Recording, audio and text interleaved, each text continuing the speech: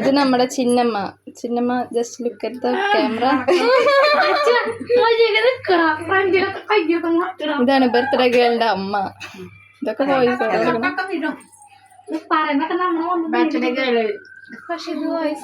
ഈ വീഡിയോയ്ക്ക് voice over കൊടുക്കുമ്പോൾ തന്നെ 100 തവണ തെറ്റിപ്പോയിട്ടുണ്ട് ബന്ധങ്ങൾ പറഞ്ഞിട്ടാ.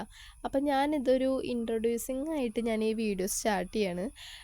ഈ കാണുന്നത് ആരാന്ന് വെച്ച് കഴിഞ്ഞാൽ ഈ കാണുന്ന എല്ലാവരും നമ്മുടെ നെയ്ബേഴ്സാണ്. എൻ്റെ ഹസ്ബൻഡിൻ്റെ വീടിൻ്റെ അടുത്തുള്ള നെയ്ബേഴ്സാണ്. ഹസ്ബൻഡ് ചെറുപ്പം മുതലേ കണ്ട് വളർന്നിട്ടുള്ള മനുഷ്യന്മാരാണ് ഇവരെല്ലാവരും കേട്ടോ. അപ്പോൾ ഓരോരുത്തരായിട്ട് ഞാൻ പറഞ്ഞുതരാം. നീമ ചേച്ചി എന്ന് വെച്ച് കഴിഞ്ഞാൽ എൻ്റെ ഹസ്ബൻഡിൻ്റെ കൂട്ടുകാരൻ്റെ വൈഫാണ്. ചെറുപ്പം മുതലേ ഇവർ ചേട്ടൻ ചേട്ടൻ എന്ന് വിളിച്ചു വരുന്ന ആ ഒരു ബന്ധത്തിലുള്ള ആ ഒരു വൈബാണ് ഇവർ ഹസ്ബൻഡ്സ് തമ്മിൽ. അപ്പോൾ ആളുടെ വൈഫാണ് നിമ ചേച്ചി. നിമ ചേച്ചിയുടെ അമ്മായിമ്മയാണ് അവിടെ നൈറ്റ് ഇട്ടിരിക്കുന്നുണ്ടായിരുന്നു കേട്ടോ. പിന്നെ ഈ ഒരു ഫാമിലി എന്ന് വെച്ച് കഴിഞ്ഞാൽ നിമ ചേച്ചിയുടെ ഹസ്ബൻഡിൻ്റെ വെല്ലിശൻ്റെ ഫാമിലിയാണിത്. പക്ഷേ ഇവരും തൊട്ടടുത്ത് തന്നെയാണ് താമസിക്കുന്നത്, നിമ ചേച്ചിയുടെ വീടിൻ്റെ അടുത്ത് തന്നെ. എൻ്റെ ഹസ്ബൻഡ് ചെറുപ്പം മുതലേ ഇവരുമായിട്ടും നല്ല കമ്പനി ആയിട്ടുള്ള നെയ്ബേഴ്സ് തന്നെയാണ്.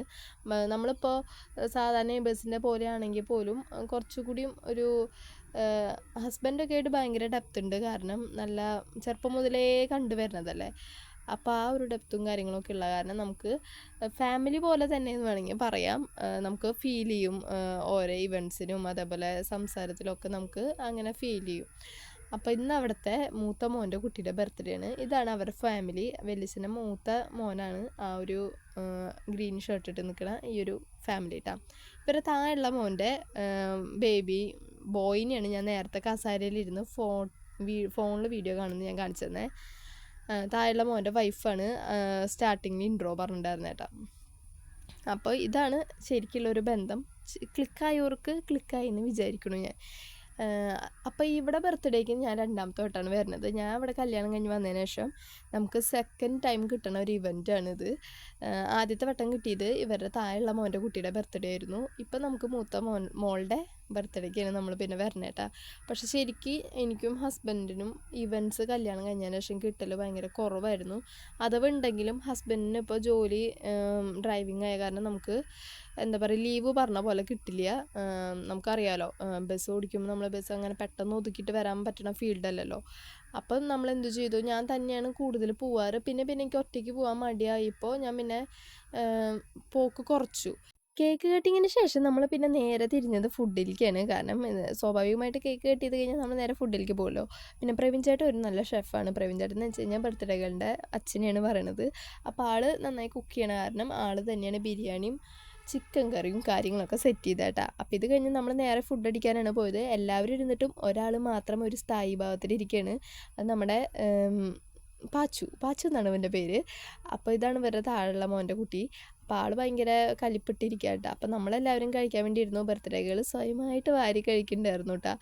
അപ്പോൾ സാധാരണ മുട എടുക്കാണ്ട് നല്ല രീതിക്കാണ് അന്നത്തെ ദിവസം നിന്നത് ആൾ. അപ്പോൾ ഇതെല്ലാം കഴിഞ്ഞ് ഓരോരുത്തർ നമ്മൾ കഴിച്ചുകൊണ്ടിരിക്കുകയാണ്. നിമ ചേച്ചിക്ക് അവിടെ ഹസ്ബൻഡ് മലയ്ക്ക് പോകണ കാരണം ചിക്കൻ കഴിക്കാൻ പറ്റാത്ത തന്നെ റൈസ് മാത്രമേ അവർ കഴിച്ചിട്ടുണ്ടായിരുന്നുള്ളൂ കേട്ടോ. ഒന്ന് തൊഴാൻ വേണ്ടി പോയതായിരുന്നു.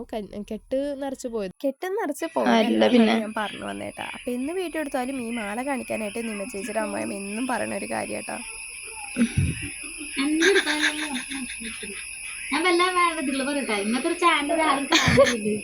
ഇത് കഴിഞ്ഞ് നോക്കിയപ്പോൾ ഒരാൾ സ്വന്തം വീട് പണി ആസ്വദിച്ചുകൊണ്ടിരിക്കുകയാണ് നോക്കി നിന്നിട്ടാ.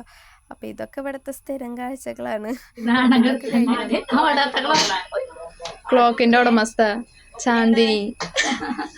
യെസ്, നമ്മൾ ചിന്നമ്മയുടെ റൂം കാണാൻ പോയി. ഇതാണ് ഈ വീട്ടിലത്തെ താഴെയുള്ള മോൻ്റെ കുട്ടി, മോൻ്റെ ചേച്ചിയാണ് ഈ ചേച്ചി. ഇതാണ് അവരുടെ മോണ്ട. ഇതാണ് നേരത്തെ നമ്മൾ കസാരയിൽ ഫോൺ നോക്കിയിരിക്കണ്ടായിരുന്ന ബേബി ബോയ് എന്ന് പറഞ്ഞത്. അപ്പോൾ ഇവരുടെ റൂം മുകളിലാണ്. അപ്പോൾ ജസ്റ്റ് ഞാൻ ഇങ്ങോട്ട് കയറിയതാണ്. അപ്പോൾ ഇങ്ങനെ ഇവൻ്റൊക്കെ വരുമ്പോഴാണ് ഇങ്ങനെ കയറാറ്. നമ്മൾ അല്ലാണ്ട് ഇങ്ങനെ വീട്ടിൽ കൂടി കഴിച്ച കുറവാണ്. പുറത്ത് നിന്നിട്ടാണ് എപ്പോഴും സംസാരം കാര്യങ്ങളൊക്കെ. പിന്നീട് അവരെ ഫോട്ടോസ് നോക്കലും കാര്യങ്ങളൊക്കെ ആയിരുന്നു. പിന്നെ കുറേ കുശുമ്പും കുനിഷ്ടമൊക്കെ പറഞ്ഞ് ഞങ്ങൾ ആ ദിവസം അങ്ങനെ കഴിച്ചു. അപ്പോൾ ഇത്രയേ ഉള്ളൂ. അടുത്ത വീഡിയോ ആയിട്ട് പിന്നെ കാണാം.